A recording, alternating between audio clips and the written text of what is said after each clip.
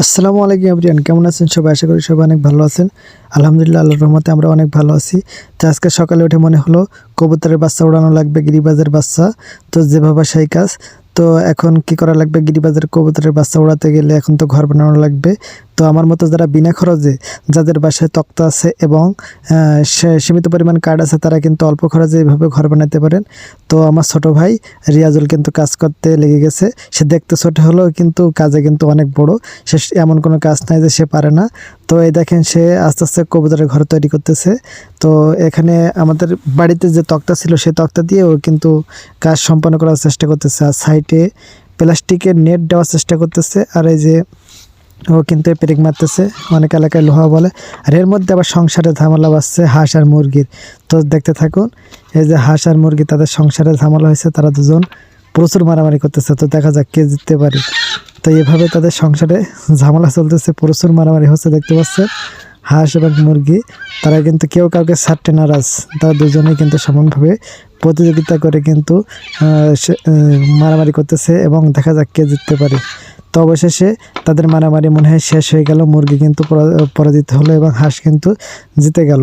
তো আবার সে আমাদের কাজ রিয়াজুল পেরেক মারতেই আছে, দেখা যাক শেষ পর্যন্ত কি হয়।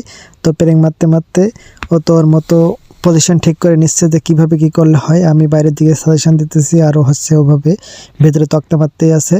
তো এখানে আসলে তক্তাটা মারা হচ্ছে কবুতরের বাচ্চা যাতে বসতে পারে। অনেক অল্প জায়গা যেহেতু, এর মধ্যে অনেক হচ্ছে আপনার একসাথে যেন 8টা-10টা থাকতে পারে। আর ওটা হচ্ছে আমার দরজার মুখ।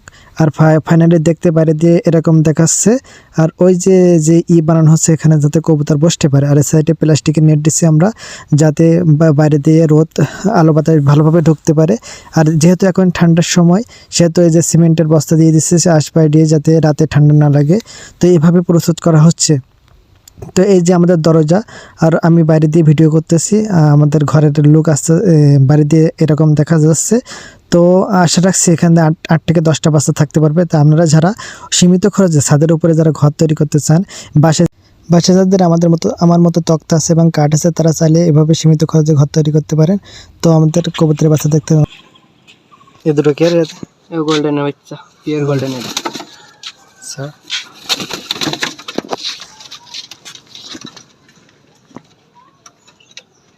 এই তিনটে কে বাচ্চা? 35। কোনটা 35? এই দুইটা। আর এটা এগুলো লাল।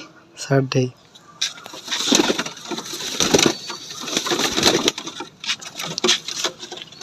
আর আছে?